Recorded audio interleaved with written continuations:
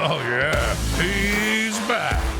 Time for more of the Rod Pedersen Show. All right, we're back, and we're on the air. Like I said, this hour is a little disjointed, right, in terms of timing, but it's cool. It's great. Jaden Dureau of the Tampa Bay Lightning and Portland Winterhawks is with us earlier. Tim McAuliffe from Tim and Sid. And now, three-time Grey Cup champion Paul Woldu joining us here on the bunker. How you doing, P-Dubs? Great. How you doing? Are you doing great? Doing great. That's good. I'm alive. Always good to see. Yeah, we woke up today. Hey, if as long as you wake up on the right side of the dirt, I think is what they say. It's a win. Always. You gotta be grateful for that. So people are starting to see now. I'm going to start with the initiative that you guys are working with the food bank, and then we'll wander into football topics. And people don't understand, I don't think, how much people are hurting out there in the pandemic. They just aren't getting it. And by the way, if you're not seeing that, be very grateful that you're not. Totally.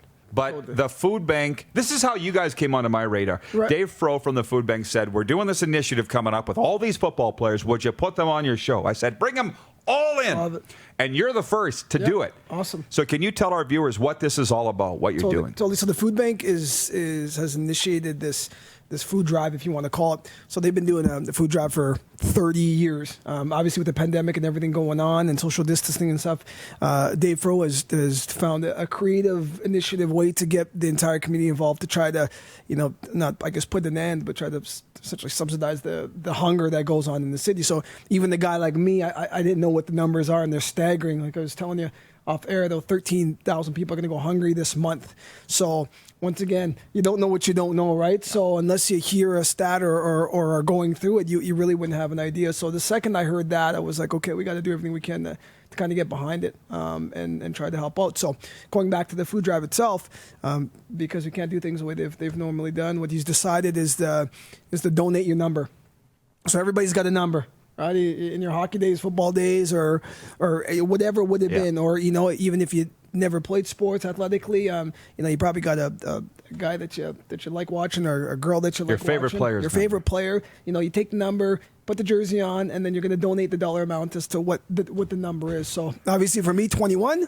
I'm going to donate $21. I'm going to donate more than that, but that's at least. Here's what worried me, by the way. Yeah. Here's why. So I saw this. I saw the number thing, and I'm like, are they asking you to donate pounds of your number? So you 21 pounds? Right. And then I'm thinking, yes, when I played, I wore, why is a goalie? So number 1. That's not a lot. No. I also wore number 29 and number 32. Okay, there you go. But as a radio guy, when I broadcast Rams games and on radio and television, I was on 980, I was on 620, I was on Channel 7. There's a lot of numbers there. You got a lot of numbers. Right, but I just thought, dang, if that's pounds, oh my God, so it's money. Okay, that makes a lot. Amount. Actually, it's crazy because every dollar will essentially be enough for 3 meals.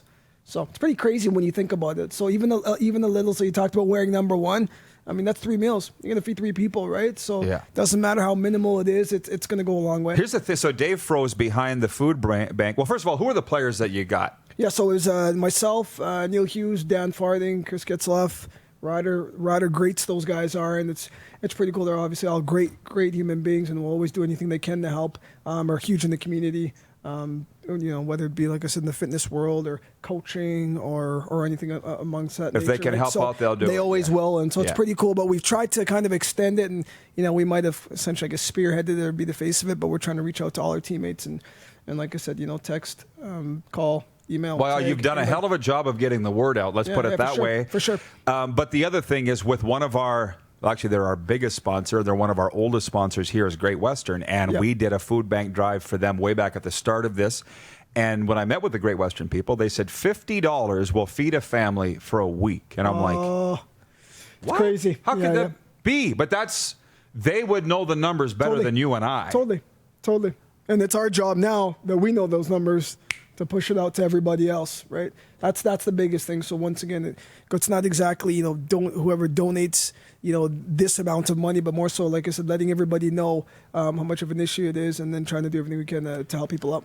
And the other thing, what I do as a recovery coach in society, and it's like people, you just don't see. You don't see that segment. You don't. No, even in your doesn't own mean world, it's not there. even in your own world, like you said. I mean, there's people that you might not think are, alcoholics or have addiction problems, or people that are on top of the world, or whatever the case is that you think, oh, whether it's money or whatever it is. But I mean, people got problems. We all got our own issues, and just because you don't see it doesn't mean it's not there. Totally. From some of our viewers, Susan says, "Hi, Paul. I love him. Beautiful human being. Let's all be more like Paul." There you go, from Susan. Thank you. Miranda, Paul is such an amazing guy. Keep up the amazing work, Paul. I will be supporting my Woldu jersey to support you. Awesome. So you had. Clark's been trying to find you on Twitter. I said it was like Woldu football camp or something. So what is it? My Twitter situation. So about a year and a half ago, my Twitter had gotten hacked. And they went into my email and hacked my Twitter, my Facebook. I literally was negotiating with a cyber terrorist for like days trying to get it back, and then it just got crazy. So I canceled it and started with my Twitter. So whoever it was still has my Twitter handle. I had no idea. Yeah, so I canceled. And I got a Twitter account like Woldu Paul, I think. I set one up just so I can kind of see what's going on, but I got to get back onto it where I actually get all my my people, all my friends, and all my contacts back. There you go, Clark. That's exactly what it is. So if you can't tweet me, that's probably why you'll. Well, somehow or another, I've seen the photos of you. Maybe it was Instagram or something with your number and saying to donate your jersey number. Totally. So that's the thing. And I want to applaud Dave Fro for being ingenious, for bringing you guys into this and getting the word out, because it's working great. Without a doubt. And if you know him. Heart of Gold, super, super enthusiastic, and he really, really cares. And because he does, like I said, he's been able to put this creative piece together. And it's really cool, because he even got little kids now, playing flag football at 6, 7, 8 years old who are getting behind it, which is pretty cool because now they're starting to understand what life is like, what society is like. And like you said, you're starting to realize that not everybody's as fortunate as other people. The other thing, by the way, is you don't just throw money at it and it goes away, because with Great Western, I think we achieved our total goal amount, and here's Food Bank saying we're back again. Totally. Because, by the way, people need to eat every day. And a lot of this segment of society, it is not their fault. They're in the situation that they're in. Now, you've done a ton of community service in your time, so you see it. It's not new to you, but we've done meals at schools. I don't want to say what schools they are, but there's kids there that showed up in this country with nothing but the clothes on their back. Yeah. That's it. Yeah, and then like I said, especially the kids, you can't blame them, or even people in general. You can say what you want to say, but at the end of the day, unfortunately, they're in the situation that they're in. So to help them out if you can, and that's the biggest thing. And I think one of the biggest things that I think appreciate about it is we're not just fundraising or doing something for just a general cause. Like, it's a basic necessity. We're talking food here, right? So that you need to live. It's not a luxury. We're not raising money for anything other than the basic necessity of I hear a lot of people from my circle that are saying they're not hurting. They don't know anybody that's hurting. And I'm saying if that's the case, you're lucky. You are. And to donate to other people. And Chris Bird in Toronto has been actually promoting this. We'll probably talk more about it tomorrow on Football Friday. But you saw what pinball did? There was a kid that was bullied in Toronto. Maybe you haven't heard about this. No, I haven't, no. And who was it, Chris? Somebody, a friend of that kid, came to the Argos and said, how can we help this kid who's been bullied and make him feel special? Well, it wasn't just show up, give him a jersey. Right.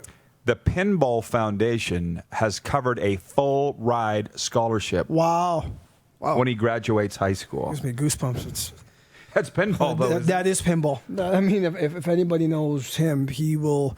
A Hall of Fame football player, coach. I think potentially general manager is what he is, or he's everything. Split title. Yeah. He will do more so outside of the game of football than he did, on the gridiron, and that's incredible to say because he's one of the best to ever play here. We will we'll talk about that more tomorrow, Chris, but it's a couple times he's written in. The link is right there in the Facebook he wrote in. You can search Argos scholarship, if you will, but it's coming from the Pinball Foundation, not the Argos specifically. They're not one and the same, but when you think pinball, you think Argos. So here's a good segue from Craig Smith, our director of scouting. Watching at home, he says, Paul Woldu, a fifth-round pick who played 8 years in the CFL, one of the great guys in our league, 170 pounds, who would knock your socks off. By the way, he was in that frigid 06 Vanier Cup. We were talking about that last hour with Tim McAuliffe. He broadcasted it from Tim and Sid. Football's not meant to be played in that. No, not quite. But, it is. That's a reality. And first and foremost, shout out to Craig Smith. I don't think there's a better human being on this planet Earth. So we miss you. I miss you. I know I haven't seen you in a while, but I love your pictures. I love everything that you post online. I like him too. Especially because with the draw the football, draw the sports that we had, it really kind of reminisces and brings you back. He's got everything from obviously, college football to everything, all the stuff in pro. So it's pretty cool. So we love you, Craigie. But yeah, and from there, let's talk football. Totally. I was saying football's not meant to be played in the cold. So yes. we got some time here with Paul to spitball a little bit and talk maybe where the CFL is. I had a guy write me this morning and he said, I'm going to send you a XFL football signed by The Rock. And I was literally speechless. And McAuliffe and I last hour kind of got into what does the CFL need when it comes back. There's been talk of a CFL XFL merger. Right. I don't know. There's a little star power missing. For instance, when The Rock bought the XFL, did you not sit up and pay attention? I mean, it perked you. It perked you up. You know what I mean? For the people who weren't, I guess, overly intrigued by the XFL, even myself, I said, it definitely made me turn an eye to it and kind of pay a little bit more attention. Did you think, like some people did, would have been nice if he'd bought the CFL? Did you think that? Yeah, I mean, anything that the league can help, especially like you said, it does lack a bit of star power. We know we got great athletes in the league, guys that will go on and play in the NFL and do great things. But especially I think at this time right now and the way everything has gone in the last 6-7 months, it would have been pretty cool. What did Drake do for the Raptors, Paul? That's what I'm saying. When we say it lacks star power, it's not an insult to the stars. Right. Look, we all love Cody Fajardo and frankly Bo Levi Mitchell. I mean, let's be honest, but we got to get outside the football world to society. Totally. Drake does that. That's The a great Rock example. does that. That's a great example. And I mean, I think you look at John Candy did it. I'm sorry. I'm just love it. Back in the day, right? Yeah. The 91. 90s. The Drake one is an interesting one because he literally he's a guy who obviously has always represented Toronto, whether it be his music or whatever he wears. And then to take a step further, I thought it was really cool when he had wore the Broncos jersey. Oh, yeah. That to me, and then went in the locker room. I don't know if you saw the clip. Yep. But went into the locker room and got guys. I get goosebumps just thinking about that. But to me, it goes much beyond the sport, and I think then the sport will I think flourish. That told me he's just a good guy. Totally. That's what that told me. Yeah, it was super cool, though. So what about the CFL when it comes back? Because I've asked you a million times over the years about Montreal, and they love the Alouettes, but it's also a COVID hotspot. Totally. It hurts me to think that the Alouettes aren't front and center in Montreal right now, but they're not. Even the Habs aren't. Right. Because COVID is. Right. And I think it's unfortunate the timing of it because I think Montreal has finally gotten back to where it used to be when I know we used to play there and we'd go 3 straight years with sellouts and that stadium was rocking and it was downtown and you're playing in that games. I mean, there wasn't a better time to be playing, You can relate it to here in Saskatchewan, obviously it's more chaotic and it's more exciting, I think here. It's a different excitement, I guess I should say, but it was really comparable. It was super, super comparable and they finally had just gotten that back. And then obviously to go into, like I said, to a COVID situation where the season's and a new owner, of course, which is huge. But I think winning cures everything, and like I said, they were able to get back on track, and they got. Continue. No, yeah, you saw that I had a thing. I did. Yeah. Go ahead. We don't want to lose. Here's my thing on that. Sports marketers say, how do you spell marketing? WIN. Yeah. And I get it because when you win, your place is full. Not everybody's going to win every year. Nope. So you need to think about other things. And the other thing with Montreal, you mentioned how you love Ben Cahoon. He watches our show all the time. It's amazing. He's watching down in Utah. That whole, make some noise. It's an unbelievable atmosphere. It's crazy. And people have said to me many times, what's the best atmosphere in the CFL? And I say, they're all good. Yeah, they are. Right? When it's rocking, it doesn't. They're all good. Hamilton gets crazy. Right. It's wild in there. There were even times where Toronto was a decent place to play with our own fans, of course. But it was Rider nonetheless. fans or Owls fans? Nonetheless. Rider fans or Owls fans? In terms of. When you were there as the visitor, was it more Alouettes fans or Rider fans in Toronto? Oh, yeah, it was more Rider fans. It was Rider fans, yeah. Sure. Well, the 2017 East Final, there was 27,000 people there, by the way, including Mike Babcock, and I think Mitch Marner went to the game. Wow. There was tailgating. I'll never forget. You can imagine, Paul, because you know what it's like. We're coming down from the hotel. Can't remember where we were staying, Delta or something, downtown Toronto, and we're on our way into BMO, and as the bus is turning, there's all this acres of tailgating around the CNA. Our guys were all up against the glass. Look at this. It was like NFL. It's crazy. Toronto. Crazy. And then, so Montreal had things going, and I felt like Toronto had things going too. Yeah. And then COVID hit. And, the tough part is the teams are having a tough time surviving. I know. They did. How do you see them coming out of it? That's the thing. I mean, you hope that they got the right minds in the room to be able to take this time and really re-strategize.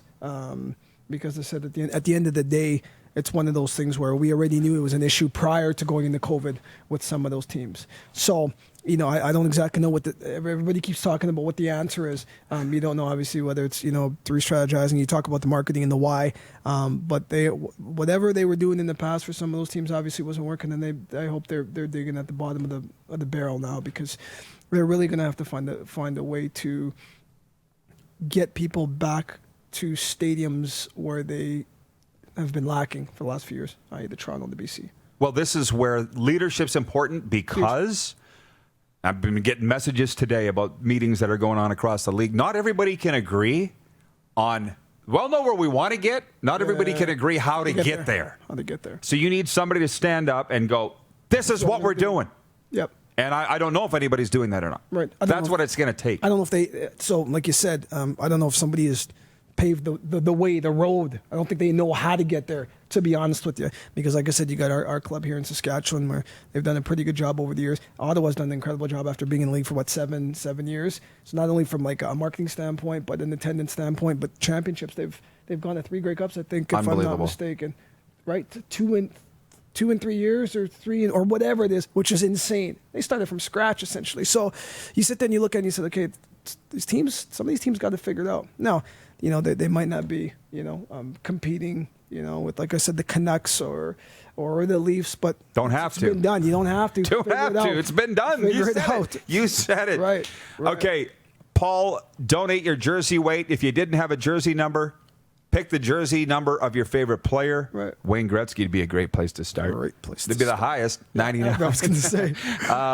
Paul, you are a CFL great and a Hall of Fame human being. It's always good seeing you. I appreciate that. Thanks for having me, and we'll do it again. We'll do it again. Awesome. Dupes will be in here for overtime next. It's the RP Show you're watching on Facebook Live, Game Plus TV Network, Apple Podcasts. Subscribe and leave us a review.